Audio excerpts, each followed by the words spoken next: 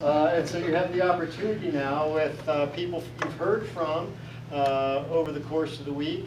And I know you have your own specific interests, specific problems. A lot of what we focused on today was multi-scale modeling. And certainly I suspect much of what you're working on, at least at some point, could be taken to that level. Maybe you have questions about how to do some of these things, if you're working on this kind of a system or that one. So I would encourage you to begin asking questions. So does anybody want to start it off? Is there a burning question? Oftentimes, once we get started, it just takes off. Okay, good. But I've already asked Madhav the question. Well, now you've got other people to chime in. So as I well. was asking him how much of what you do is based on modeling itself, and how much is given by data. So that was my question. But I've given my answer to him. So do you want to repeat the answer for the rest of the audience, and then I'll deal with So I took the middle ground. I said some part is done, driven by data, and I said it was an art because it's not that there is a well-defined pathway in this research work. Sometimes, like we was trying to understand how you got to the results you got in the end, and my answer was that you take some data, you build a plausible model to begin with, you get the data.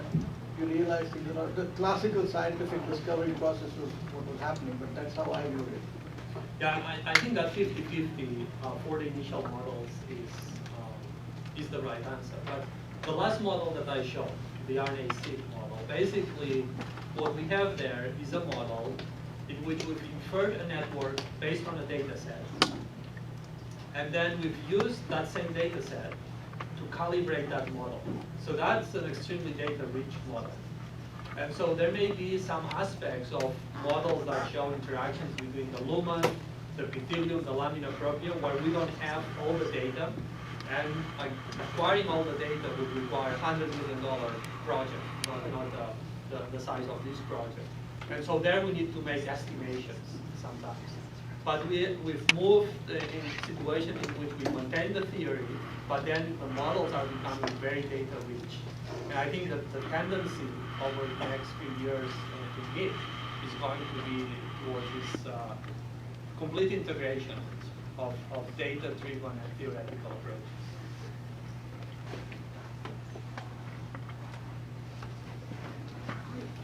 I have a question kind of in response to Adria's project, where it seemed he built this beautiful model, was able to calibrate it, check if the calibration was working, and then was able to use it, ask his question, and go back in the lab and actually verify that the model was working.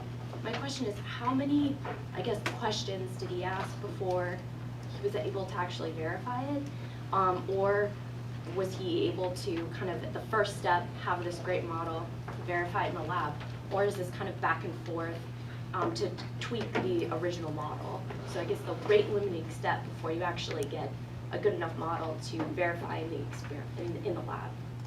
Yeah, so the question relates to the modeling experimentation kind of cycle, specifically with the example of the first model that Andrew presented, I guess on Monday, the CD4 model. And I believe that Dr. Hoops alluded to the lifespan of that model.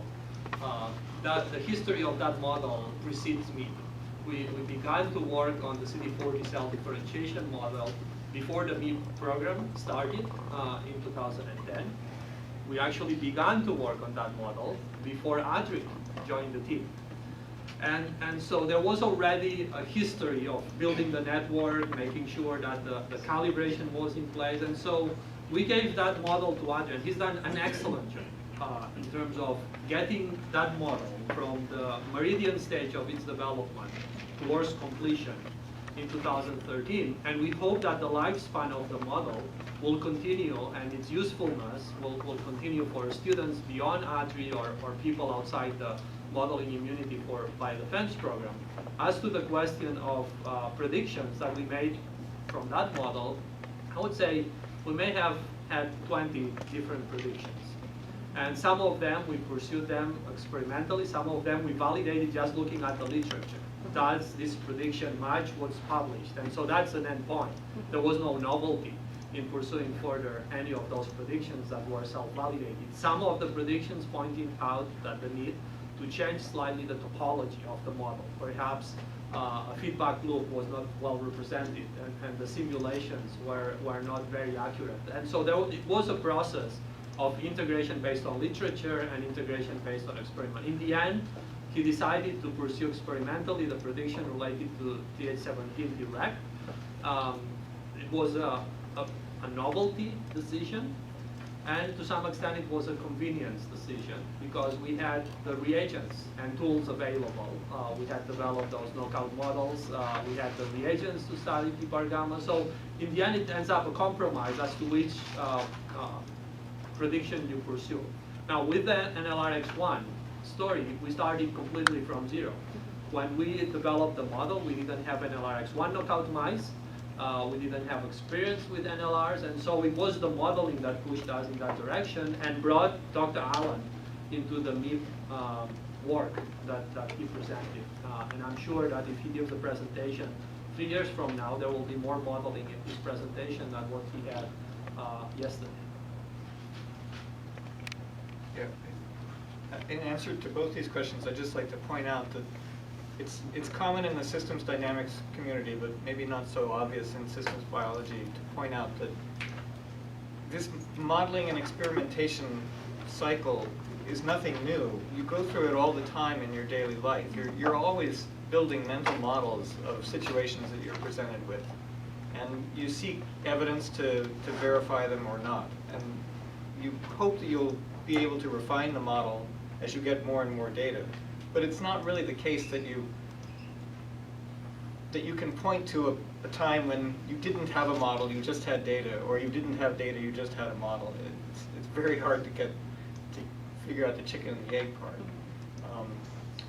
What's different here is that we have well specified mathematically what the models are, and mental models are subject to all kinds of biases that are completely not transparent. I'm curious with the calibration side of it. Parameter estimation with ODE models is always difficult, and this is that much larger, and so you've taken us through a lot of ways to find some of the data.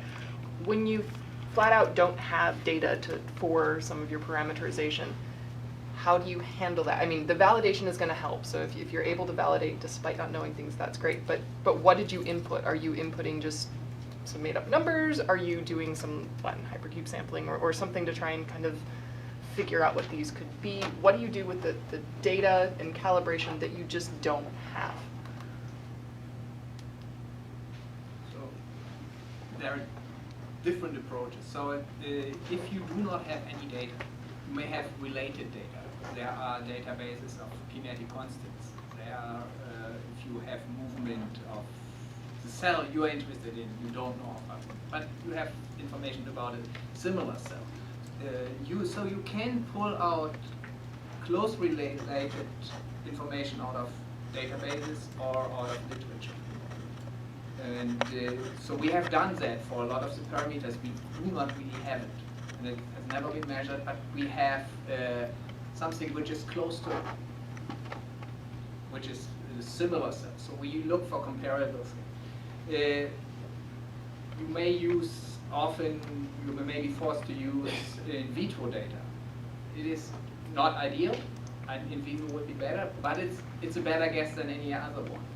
So you need to, if you do not have the real experimental data, you try to get it from other things.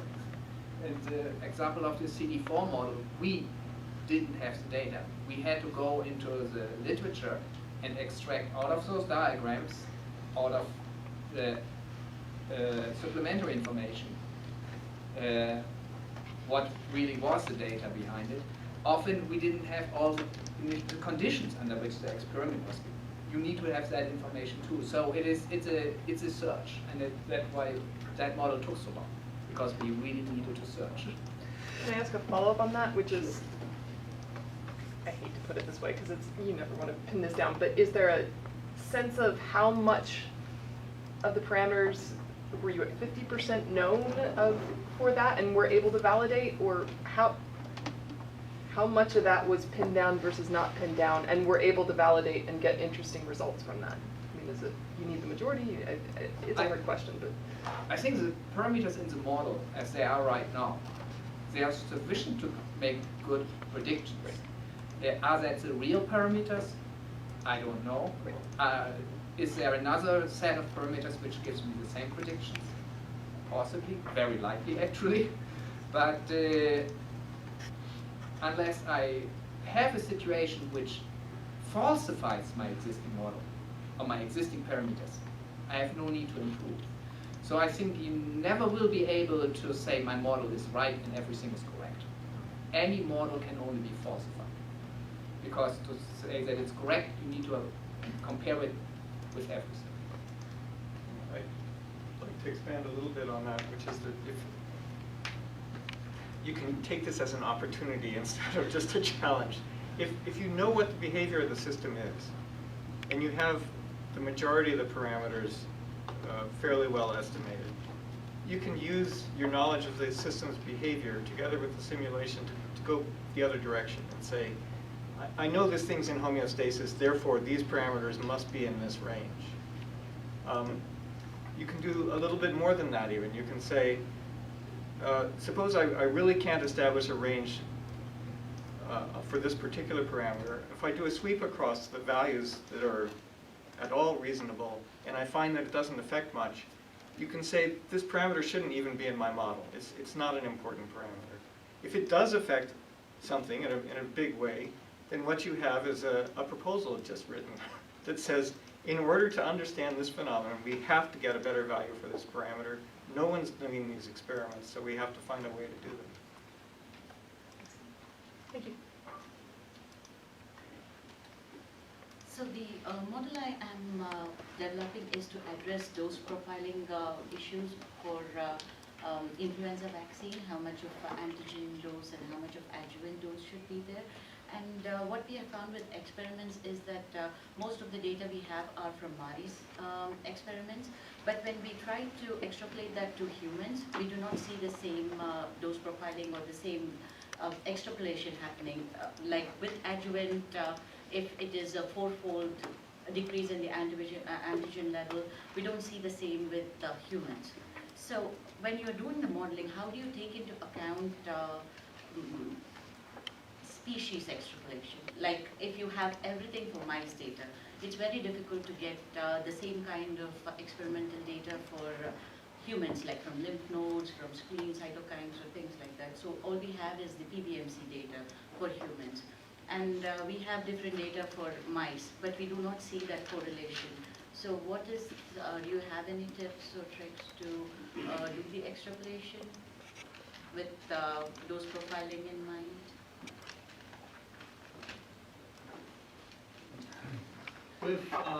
I can tell you what we've done.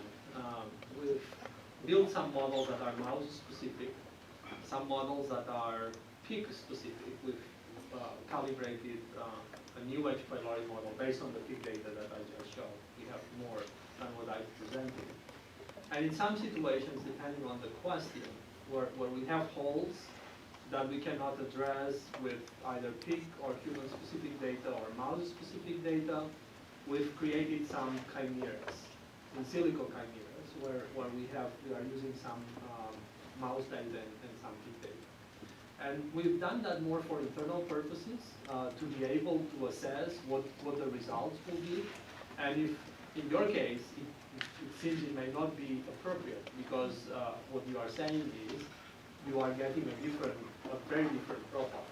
But if the trends are similar and you just don't have the data set, and an example would be, we have a beautifully calibrated model showing how H. pylori targets epithelial cells then interact with dendritic cells, there's antigen presentation. The dendritic cells trigger CD4, which differentiate into Th17, Th1, some Treg. But we don't see a CD8 response in the mouse system. We see a very beautiful CD8 response in the pig system, and this CD8 response is preceded by a Th1 response. So there's an overlap in what we see in terms of Th1 differentiation in the mouse and the pig. We don't see the CD8 response in the mouse. So we've compile that data as a means to synthesize and integrate the knowledge in as Stephen was alluding to, in an unbiased way. And then we've integrated a chimeric immune response from mice and pigs. Now, we did that because there was that correlation at the TH1 level. If you don't have that connection, I'm not sure that we would have any value.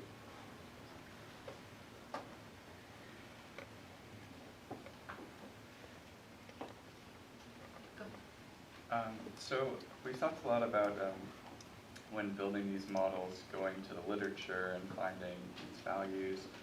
And something that's kind of a hot topic right now in bioinformatics is natural language processing and text mining. So I was wondering what you think as modelers, the role of biomedical text mining is right now and will be in the future in building these models.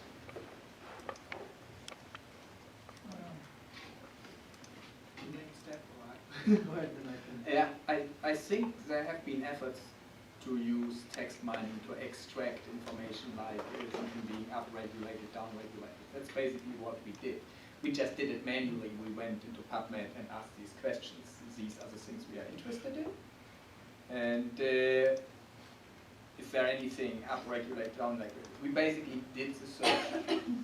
Some of that can be automated. There are projects which try to do that. I know of some people in Manchester who do a specific kind of extracting system biology kind of information out of public databases like PubMed or something like that. So there are efforts to do that. Whether they are there to automatically generate a network, not yet, but I think it will help you to keep refining the model, because then you have already a good set. So I think it will play a role in the future. So my answer is that I think it's extremely important topic that you have raised. In fact, there's a DARPA call out which essentially tries to challenge people to try and do that. Almost write part of your paper in some ways doing this. Because I think that the amount of data that we're all producing is getting to be so large that the classical way of doing this work is not going to work out. And it will never rule out the human in the loop finally. But I think many, many steps can be automated. So I think, crawling the web, building out ontologies meaningfully is actually a business that somebody can set up, and I bet people have set it up in other areas already. I know of some examples in the marketing and other areas. There is a certain amount of things that are hard because of getting the semantics right from this. But I think that this is something that is going to happen more and more.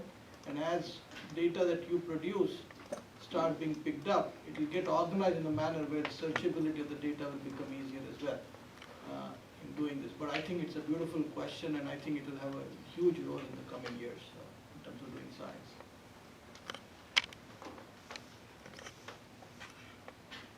I have a question which is very, very specific to data fitting. I asked Joseph about it. So when you look at the literature for the flow cytometry data, the way it is reported in manuscripts is completely different. It is author specific. Sometimes it is reported as percentage of cells. Sometimes it is absolute number of cells. Sometimes it is total number of cells of the tissue or of the tube. It is not clear. So in general, when you're doing data fitting for the cells using the flow cytometry data, what is the best method? Do you use the percentage? Do you use the absolute numbers? Or as I mentioned to you, our preference, if that data is available from in vivo systems, is to use the absolute numbers. In many occasions in the literature, as you've said, the absolute numbers are not available. So if they are not available, then you can go to a repository. MIEP is contractually obligated to put all the data that we generate, raw and process, in import, immunological database and analysis portal. And many other large projects have the same obligation. So if the paper was not developed enough, if the data and metadata were not appropriately linked, and you wanted to perhaps change the gates and assess that flow data set in a different way, you can go to the raw data. in many cases what happens is that they'll have the FCS file, but they will not have, and this is the percentage, and the FCS file from this volume of blood or this amount of tissue containing this number of cells within the tissue. So that's how doing modeling forces us to run experiments differently. When we run experiments independently from modeling, we generally care about percentages. We don't care as much about absolute numbers. We care about cross-sectional views. We don't care as much about time course experiments. Integrating these immunological efforts with modeling has forced us to have a more time course view of our experiments, which makes them more expensive because we need to collect data at many different time points. The more, the better. And it forces us to consider absolute numbers in addition to percentage. You'll always have the percentage. It's very easy to have the percentage. The question is, do you track things in such a way that you can capture the absolute numbers? And I would say for these agent-based modeling, having the absolute numbers is very critical.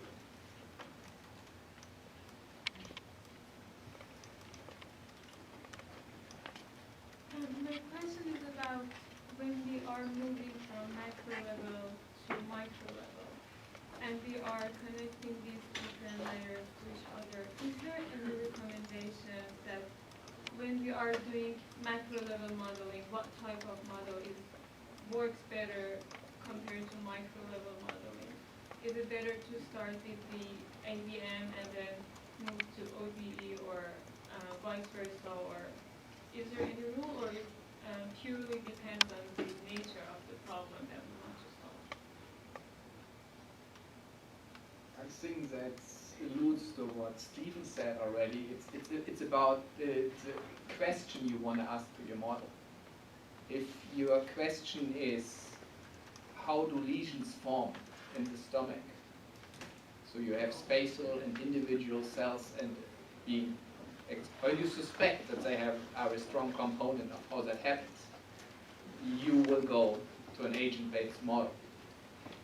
If your question is how many cells in the model in the stomach will be affected, no reason to go to the agent-based model, because your question is a general, it's an average kind of situation. So you are good with an ODE model. And this question has not necessarily to do with the time scale or the spatial scale. Which model you choose or which methodology you choose has to be related to your question. So I would add a little bit, and it's based a little bit on Kate's experience. And I think that at least the ABM technology right now is in such a place that I would actually advocate for people who are starting to build out a model that you can build something quickly. It's important to have something done quickly, and oftentimes I think the ODE technology is in place, Kopasi being an example, where you can actually do something quickly. It gives you a sense for what you're looking for, rather than waiting for a long period of time. I think the ODE models that you built out, Kate, actually played an important role in understanding when we did the ABM models. So although I'm personally interested in building out ABM models, I see a lot of value in doing something quick and dirty, even if it's not quite precise, because you do start the process off, and it's immensely valuable to get a sense of the problem doing it that way. So that would be my recommendation. Yeah, I just want to jump on that. I agree, because you're sort of a hole into the tools that are available to you right now, which will be different tools 10 years from now.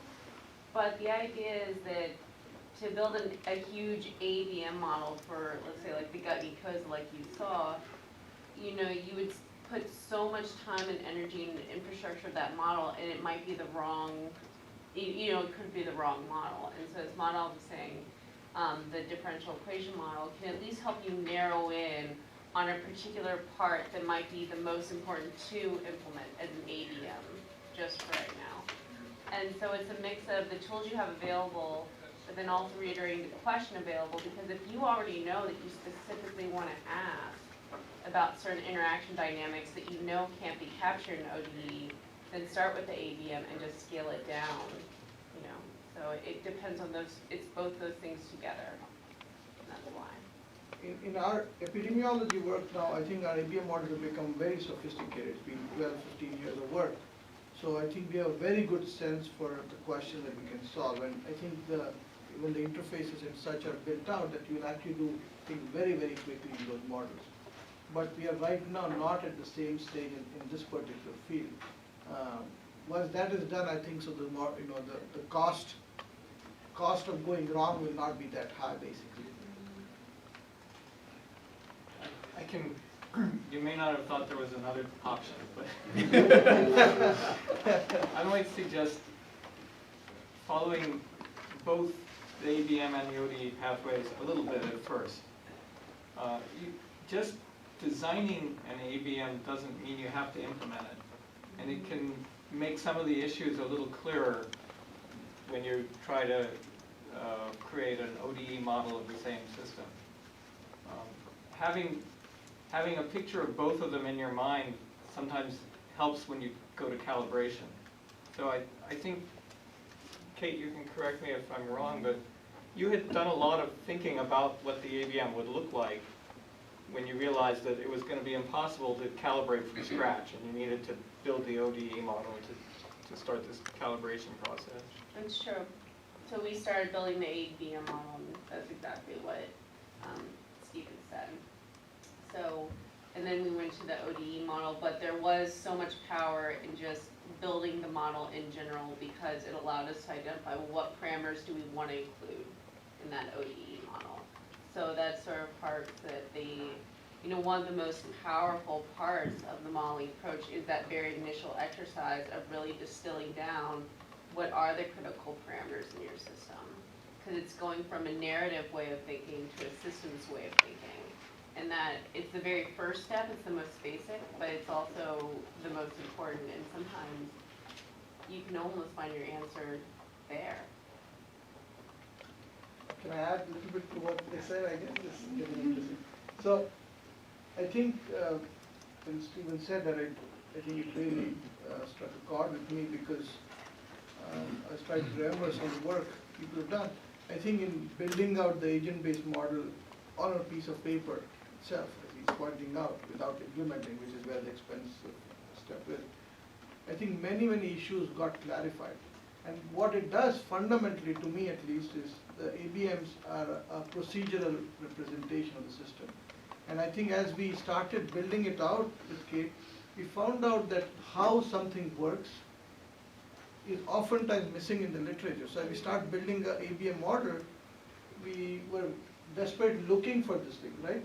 In the literature we would not find, and typically what happens is the notion of data in the literature is really numerical value, but we're looking for very particular kind of data. We're looking for an algorithmic representation of a process. And I think that aspect is best clarified or at least highlighted when you start building these ABM style models, because it will tell you what it means to interact, what the interaction leads to. In a OD model, it really is a sort of system input-output like model.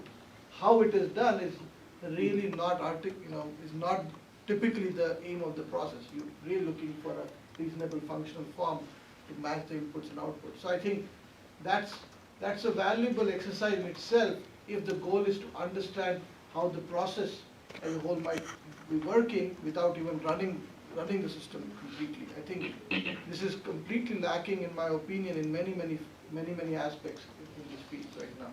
Actually, what you just said applies to the ODE models in the same way. The CD4 model we actually built on the individual processes. And at the end, we choose to use an ODE to present the processes. Okay. So I think what is, and I completely agree with Kate, the moment you want to start thinking about a model, you actually start to find out what you know and what you don't know. And that's where you start asking questions and filling in the gaps. So it is not about what can the model do for you, what can the modeling process do for you actually. And that helps you to understand what you're working on a lot better than just talking about it or have your mental picture or whatever. Formalizing it to make it into a formal language, whichever you choose, helps.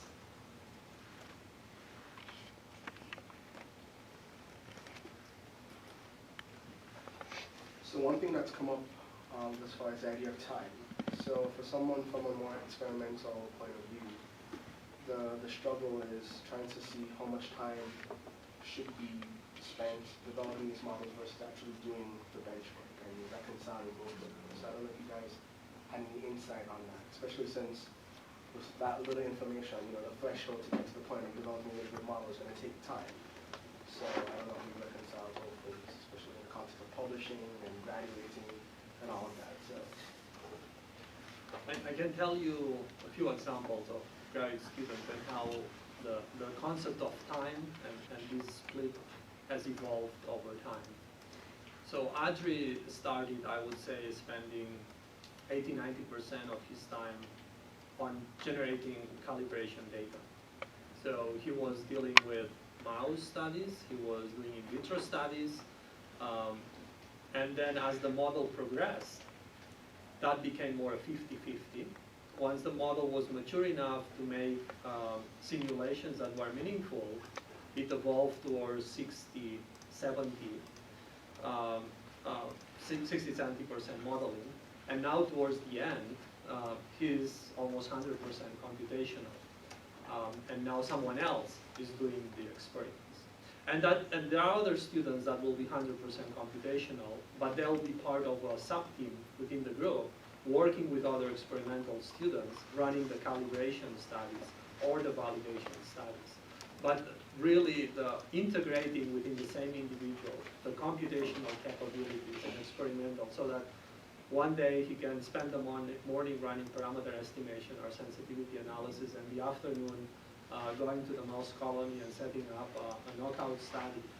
To me, having that experience, even if that's not going to happen throughout his entire career, having that experience provides a very beautiful integration of what this program is about. And we see that this integration tends to happen more at the graduate student level. The majority of our graduate students are part of the genetics, bioinformatics, and computational biology program. CASI is another example, and they are hybrid. We have computer science students, we have also vet school students, but this beautiful integration we see makes people advance much faster. And the final products are, in my opinion, superior. Question. Like we say, if we are going to build a model and you make certain assumptions, so you have also a lot of relationships and you collect data from the literature, but you still have some parameters that are estimated, and then you run the model and you validate it to the experiment and find out it's not correct. So how can you tell? Is that because the estimate parameters are wrong, or there are some latent relationships that's not in your consideration? So it's about the when the model go wrong. So yeah, where to look at? All models will go wrong at one point. So we do not have the model of everything. So, but the question is, if you have a prediction from your model, your hypothesis, you test it, and the experiment says it's wrong. Now you can ask, okay, was my model incorrectly parameterized? Then you should be able to add this new data you produced and reparameterize your model. If that's possible, you can go on. If that is not possible, then you are missing something conceptual in your model. And though people often say that our models have so many parameters, you should be able to fit them to everything, this is, in my experience, not true.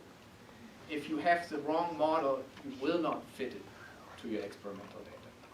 So you actually get the feedback. If you run the parameter estimation and it just doesn't want to fit, you are missing something. And you go back, and we have done the exercise several times. We go back into the literature, do searches. Thanks. I don't understand that quite. I don't know how the model works well, but I kind of know, like in the machine learning aspect, if you have more parameters, much more parameters than your data, then it's very likely that you get a perfect overfitting. So how do you address the problem of overfitting? Yes, that's what the general idea is. But these are not totally free models.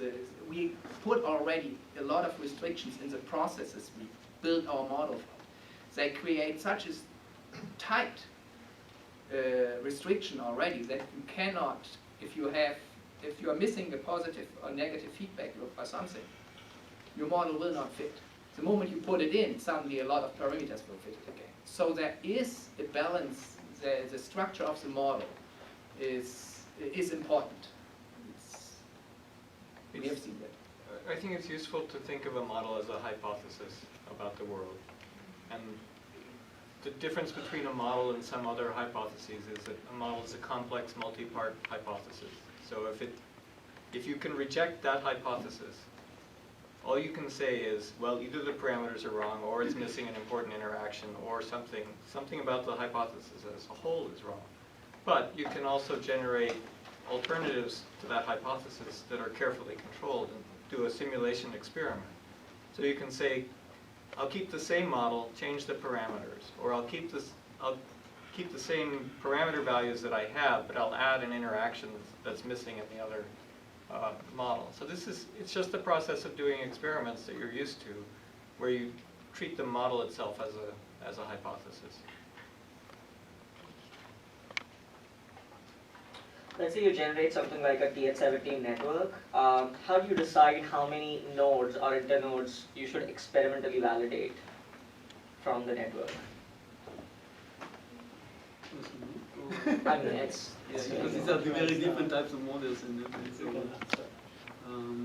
I guess for us we had some way we had these different properties that characterize the different nodes in the network, and these different properties have some predicted value into them, just based on literature searches, etc. So just by looking at these properties, we could say which are the nodes that we think are worthwhile to follow up on. And in our study, we try to be very comprehensive and just basically take as much as we can out of these genes that we thought that are worthwhile to follow up on. But so in that case, we're just comprehensive, we're just like basically trying to take as much as we can, or in a sense, all of them. But I think that in studies where you're maybe limited a little bit, so I think that this is what many people are doing. They're just using some common sense or using machine learning. Depends on how much information you have, and just ranking your hypotheses in some way, and then just working your way down the hypothesis. I don't know if that answers. Okay, that's it. First, at some point you had phrased your talk like, let's use big data in place of real data. Could you expand a little bit on that in terms of examples? Where one might be a problem for the other. What I said in my talk, and I exemplified it with the Google failure, was that big data cannot replace traditional data. Cannot. Can support and complement and further validate traditional data. So in this context, the closest big data that we will present, or that I presented today, is an RNA-seq data set. Okay? So can we do RNA-seq in this context and forget about the flow cytometry validation, the ELISA validation, the real-time PCR? Can we just disregard those aspects? And I say, and can we disregard the theoretical framework? I think if we do that, I think we are going to be as successful as Google was with their prediction of the flu outbreaks. That's not our intent. Now we, something else I said is, we are not here, MIEP is not designed to run academic exercises. We don't want to be a mathematics center. We don't want to be a computer science center. And we don't want to be an immunology center. We want to be a fully integrated problem-solving center. And so the kinds of questions that we address are not basic immunology questions, are questions that integrate immunology, infectious diseases, computer science to address problems. And one of our problems of interest is H. pylori, this dual role beneficial, detrimental, what's the role of the immune system, what's the role of the bacterium itself. But there are other examples in which we are doing the same thing in the context of IBD. As I said, IBD preceded MIEP, and we have models of IBD, and they are equally problem solving. So it means that we are not focusing on the basic stuff, we are focusing on the applied aspects and the problem solving aspects. And so I hope that addresses the question about the big data. I'm not saying don't use big data. I think I'm a proponent of big data. Use it in the right context. My question could actually be a follow-up for that, for this discussion. I would love to hear from the experience of the panel. What are your criteria for transferring, or when do you decide to collect big data versus small data? I mean, I won't call it small, but what are the criteria? When do you attack a problem in this way? When do you attack a problem in that way in fitting the model? When do you look at the model and say, well, now I need RNA-seq data, now I need flow cytometry data?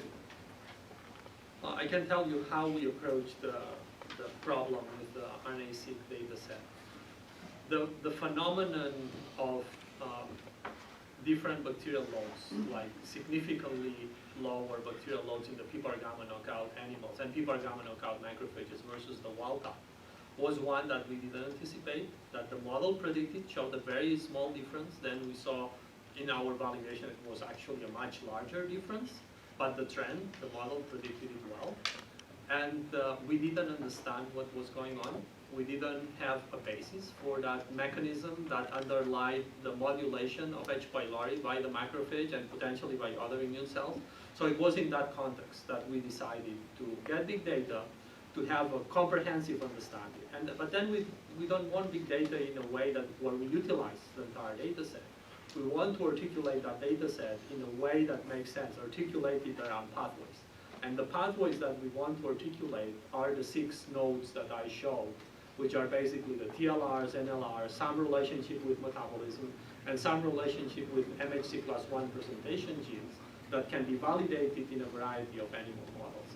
That's how we use it. It's the only way it can be used? Absolutely not. I'm sure that there's lots of other valid rationale by which you can base your decision to go to big data. Do you want to always use big data? In my opinion, no. That's a waste of money. But in some targeted occasions, you may want to do that. But there is one more other big data, I guess, which is, it's a question that he raised. I'm still a fan of able to collect data that others have collected and harnessing it well. I think there is just a lot of what the term statisticians use is convenience data sets. I don't think this concept of convenience data sets has permeated biological systems. It is quite common in social sciences, but I think data that has been collected in large amounts in other contexts, I think will start becoming useful in your context too. And I think that's a data set where you can probably write programs and codes to harvest the data and then use it effectively for developing parameter values, for just falsifying your hypothesis if needed, by placing another constraint, or even looking for opportunities that it could be applied. So I think it's a part of big data that where the costs need not be that high once it's automated enough, and one should always seek data of that kind. Could you allude also to the concept of big data in modeling? Because the simulation results are, right. are big data. Okay, so I think I'll interpret Joseph's question, but I think we've all used the term big data as the data that is used in our work. Our interpretation in this group of what big data is really data that is produced, is done as measurements by experimental systems, but also by other researchers, but it's also combined with the simulated data that we produce. In fact, the amount of data these simulations will produce will almost surpass any notion of big data that you have once you start running this.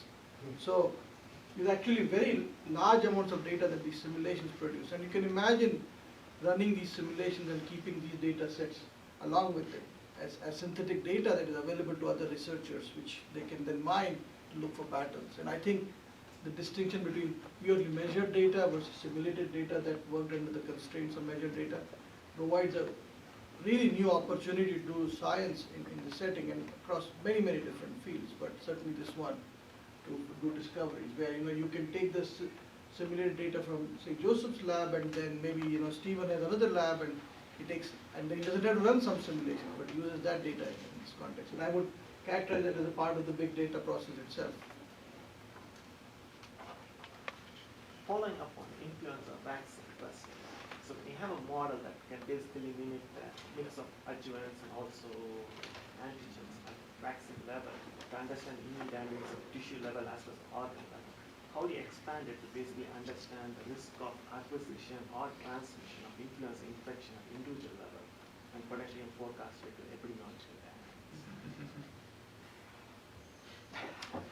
I'll give you the answer to that as soon as Manav solves the multi-scale problem for us. That's what the question is. So if you understand the dynamics well between, say, host and pathogen, that doesn't tell you, it may be a systems model of the host and the pathogen, but it's not a systems model of the population. When you talk about systems, you need to also say what the scope of the system that you're talking about is.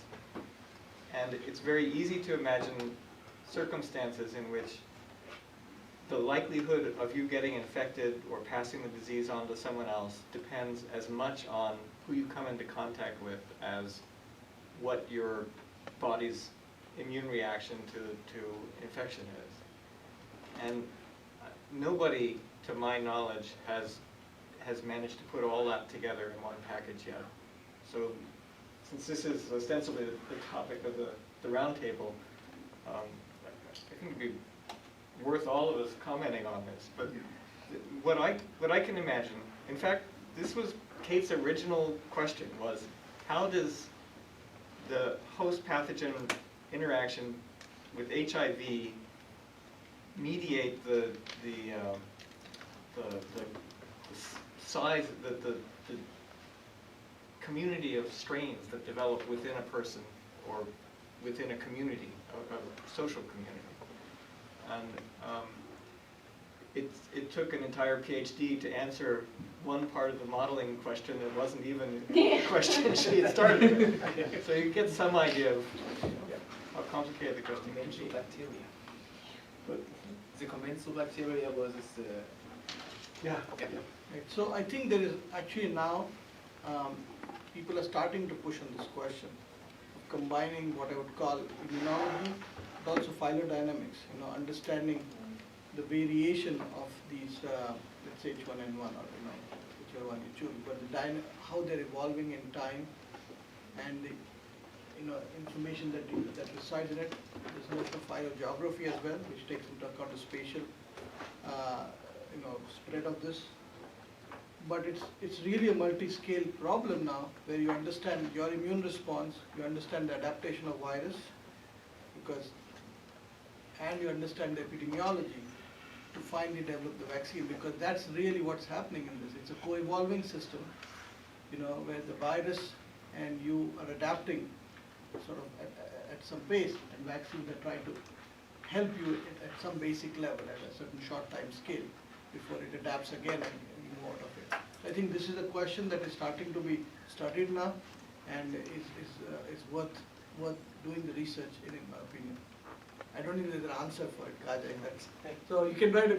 We have proposal to write, and that's. But you can imagine a future world where individualized medicine is routinely practiced. People can understand how their immunological pathways might differ from the next person over, and what the mix is at a city level of different responses to pathogens. You can also be able to model the differences in the social interaction patterns between different cities. And you can throw that all into the model and get really good estimates of expected prevalence of disease or different strains of disease. I just wanted to add one more dimension to the multi-scale, which would be autoimmunity after giving vaccination, because that is something which we are looking at. It's not just the response to the vaccine or to the infection, but it is also autoimmunity, which might be triggered in some sort of subsets of the population.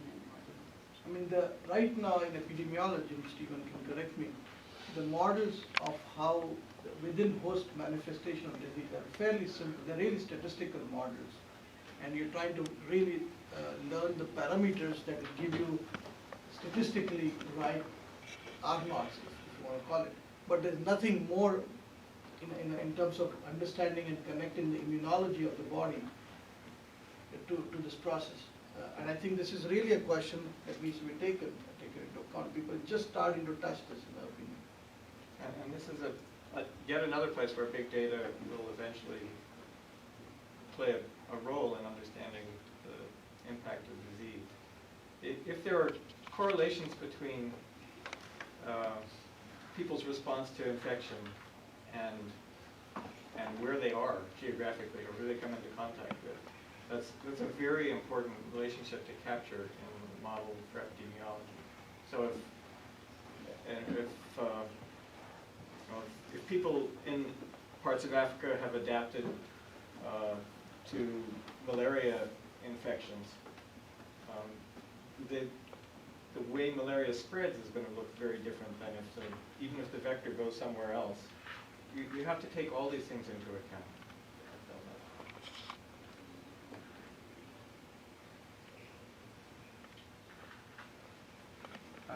When thinking about these multi-scale models, and I think it was kind of brought up in talk about multi-scale modeling, one of the dangers is like rigorously testing, because you can imagine if you're using output from one scale as input to another scale, you can propagate, if your model's not correct, you propagate these errors, you're not sure where it's coming from. So when thinking about building these, would you recommend making sure that one model is complete and very well validated before adding layers, or when you start out modeling, should you think about all the scales at the same time? I can start, I guess. One of the things Madhav alluded to was, even if you have all the models validated, they're all right, when you put them together, things can go wrong. You can even think of this as an agent-based model, where each agent now is a particular scale, and they're interacting in very complex ways. And one of the things that research has shown over the last couple of decades is that the interactions are at least as important as what happens within any one of the models. So simply having validated each one of these components doesn't mean that you're going to have a system that works. Obviously, that's like a first step. You have to have that much done. But you also have to be understanding the interactions. And again, I think it will depend on the problem, exactly how you thread your way through the whole thing. Right, I think it's really this art. I mean, you've got to get it right to some level before you proceed to the whole, and then you go back again, where the stopping criteria for saying, okay, enough with each part and then going to the other one is a part of art. I want to at least put down a reference that you folks might like to read. It's an easy read. It comes from computer science world, which I will try to sort of put down and infect you with. It's called Society of Mind by Marvin Minsky, the very famous person who's gotten the Economic Nobel Prize in computer science. But he talks about, if you want to view it in the topic today, it's a multi-scale model of how the mind comes about, the distinction between brain and the mind in some ways, right? And so he talks about society of minds, where he talks about different faculties and then they come together and build larger societies. It's actually an interesting description. It's not completely off the chart because multi-scale modeling, the BRAIN project right now, the reason I bring it up is there's a huge initiative in Europe and now in US about the BRAIN project. It's a part of this discussion. It's not immunology, but it's certainly about system biology. But the current version is just understanding the neuronal circuits. But mind is completely different object than understanding the neural pathways and connection between them. And an aspect that I think Stephen was heading towards when you do multi-scale modeling is that this, and I said this in my talk, that people believe this reductionist approach where if you understand the bottom part, you can basically get the whole thing done. I think there is a clear misunderstanding of how phenomena, at least I do not believe in this complete reductionist approach where everything at the top can be figured out by combining things at the bottom. There are aspects that are really defined at that particular scale and have to be taken at least as an axiom at that scale to understand the situation. And I think the MIND program has that, in my opinion. It will become much more evident as we understand the neuronal pathways and connections in the next step. Your question was whether you should have each layer or whether you should start with a whole in place. I think it would be good to use existing models, and that would be my approach. If I'm going to want to build a large multi-scale kind of model, I would go and look, is there a model of this process? Is there a model on this? And can I use that information in my integrated way? So if I have a very well-established model on one part, I may not use everything of it, but the questions, I would use it to answer some of the questions. So reusing models, I think, is, in addition to big data, the various models become a set of part of the big data, and you would like to reuse it too.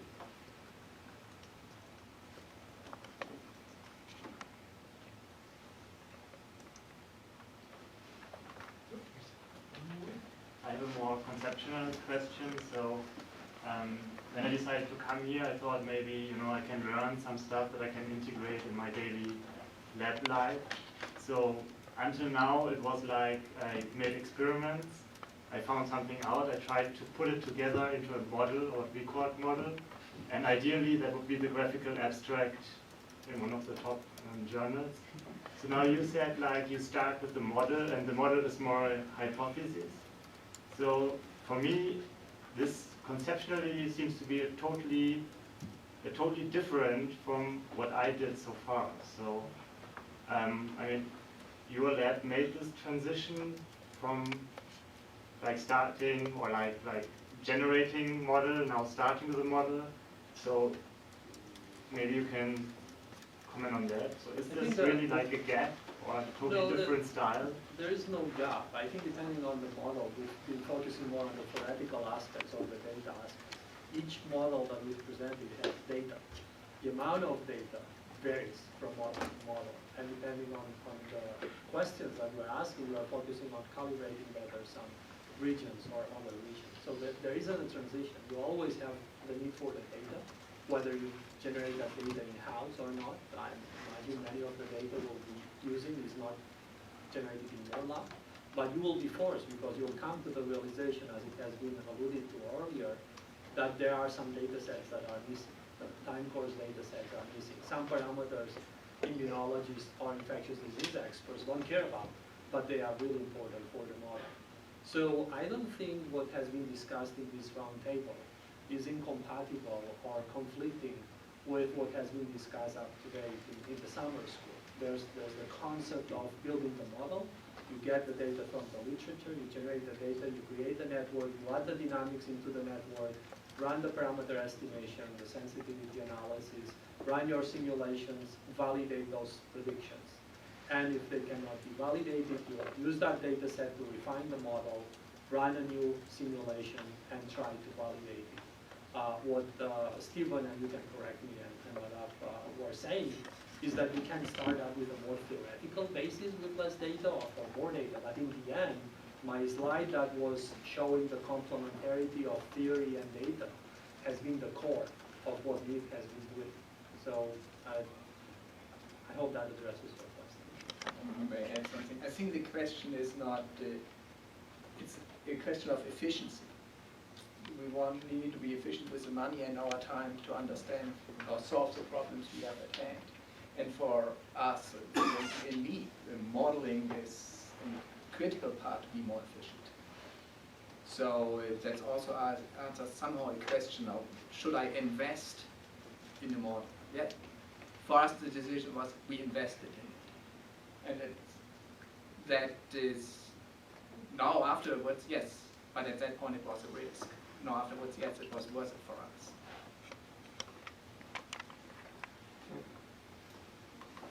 I guess I'd like to ask you a little more about how you design your experiments to start with. So I don't have much understanding of immunology. I don't have a model of how things work at all. If I try to read a paper in Nature, I read it and I get this much information out of it. I imagine if you were to read the same paper, it would trigger something in your mind. It would change something about the way you model the world, and you extract a lot of information about it. So these mathematical models, to me, are essentially the same thing. If I see an experimental result placed in the context of a mathematical model, I can say, oh, I understand what needs to change in this model in order to reproduce that. So I don't see it as such a big dichotomy, but maybe it is. I mean, I agree that what was said before, that when I read papers, I try to build a model in my head somehow.